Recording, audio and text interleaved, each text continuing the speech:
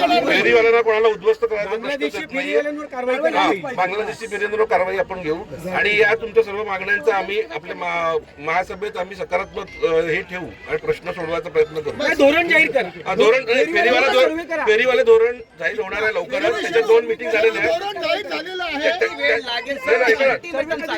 फेरीवाला एक मिनिट फेरीवाला 1 महिना 2 महिना किती सर ऐका ना, फेरीवालाच्या 2 मीटिंग झालेल्या आहेत. त्याचं इलेक्शन आता पुढच्या मार्च किंवा एप्रिलमध्ये जे 16,000 मागे फेरीवाला सर्वेक्षण झालेलं त्याच्यात आता इलेक्शन होणार आहे. त्यातले 8 सीट तुमच्या फेरीवाल्यांमधले आहेत. 8 सीट शासकीय पद आहेत. आपलं जसं आपलं जसं इलेक्शन होतं तसंच होणार आहे. पारदर्शक प्रत्येक प्रभागात आपलं वोटिंग होणार आहे आणि त्याप्रमाणे प्रभाग समिती वाईज त्याचे आपले निवडणूक निर्णय अधिकारी मोठे साहेब आहेत. त्यांचे ते पण तुम्हाला ती माहिती देतील. 8 आहेत म्हणजे 8 फेरीवाल्यांना 2016 झालेला आहे. अरे ऐका ना, 2 मिनिटं साहेब, आमचा प्रश्न एकच आहे. पहिलं जे फेरीवाल्यांचं जे धोरण आहे हे धोरण जाहीर झालं पाहिजे. त्या धोरणामध्ये काय नक्की आहे मेन्शन ते आपल्याला कळेल. धोरण जाहीर होण्यासाठी फेरीवाल्यांचे प्रतिनिधी लागतात. त्याचंच इलेक्शन आहे. समिती स्थापन करणं म्हणजे जब तक आपका सर्वे नहीं होगा तब तक प्रतिनिधि जाहिर कैसे होंगे और इसमें कितना और वक्त, क्योंकि एक सेकंड महानगर पालिका को बनके 16 साल हो गए, 5 साल प्रशासन सर्वेक्षण हुआ है मैडम 2016 में. एक मिनिट तेव्हापासून कधी किती वर्षांनी होतो? 5-5 वर्षांनी सर्वे होतो. आम्ही कायद्याचा अभ्यास केला. त्यानंतर तो होणार दुसरा. हा प्राथमिक सर्वे झालेला 5 आहे. वर्ष राहून गेली ना. पहिला सर्वे करा. आता मला जेवढी माहिती आहे जेवढी सांगितलेली आहे तुम्हाला त्याचं लेखी उत्तर उद्या मिळेल सर्व. मित्रांनो एक लक्षात घ्या.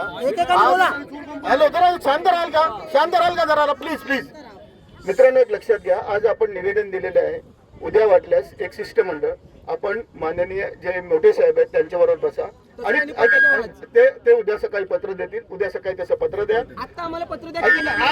आज संडे आहे रे बाबा, ऑफिसमध्ये कोण नाही ना, समजून घे ना. उद्या सकाळी तुला शिरू मी तुला सांगतो उद्या सकाळी आपल्याला पत्र मिळेल आणि उद्या 11 वाजता पत्र मिळाल्यावर उद्या संध्याकाळची आपण एक जॉईंट मिटिंग लावा, पत्रकार बांधव आणि सर्व पक्षीय, आणि आपलं काय म्हणणं आहे ते लिखित द्या.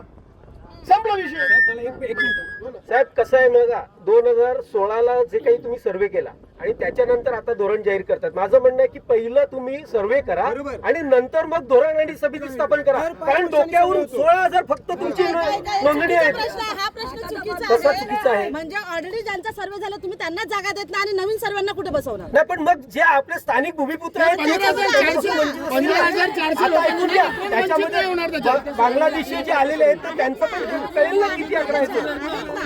ऐका मी काय सांगतो ऐका. 15,400 लोकांचा सर्वे झालेला आहे. आपल्याला काहीतरी समोर आहे ना, आपल्याला काहीतरी चुकीची माहिती आहे. 15,400चा सर्वे झालेला आहे. त्याप्रमाणे ते इलेक्शन लावतात आहेत आणि जे लोक आहेत जे 60-70 हजार लोक आहेत त्याच्यामधले ते जे भूमिपुत्र आहेत त्यांना वेगळ्या प्रकारे आपण त्यांना कसं सेटल करायचं ते सांगू. बांगलादेशी सोडून आणि अनऑथराइज जे आहेत त्यांना सोडून, पण त्याच्यात जे भूमिपुत्र असतील त्यांना योग्य मार्गदर्शन करून त्यांना पण कुठेतरी त्यांची रोजीरोटी चालली पाहिजे म्हणून जे करताल तसं निवेदन देऊ आपण. बोल. आमच्या माहितीस्तव 1 मिनिट शांत बसा. आमच्या माहितीस्तव फेरीवाला कायदा काय सांगतो हे पहिल्याच मी साहेबांना विचारलं की साहेब फेरीवाला कायदा काय सांगतोय तुम्ही आम्हाला सांगा. जर तुम्ही सांगत नसाल तर आम्ही सांगतो हे चुकीचं आहे की बरोबर तुम्ही सांगा. फेरीवाला कायदा असं सांगतो लोकसंख्येच्या 2.5% हा फेरीवाला असला पाहिजे. दर 5 वर्षांनी फेरीवाल्यांचा सर्वे होतो. साहेब सांगतात 2014ला 2016ला सर्वे झालेला आहे.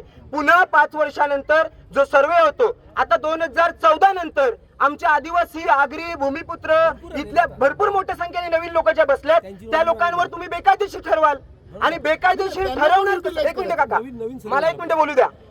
बेकायदेशीर ठरवणार कसं साहेब तुम्ही बोलता का? बेकायदेशीर ठरवतात कसं तर तुम्ही जेव्हा सर्वे मध्ये जी लोक नाहीत त्यांना तुम्ही बेकायदेशीर ठरवाल.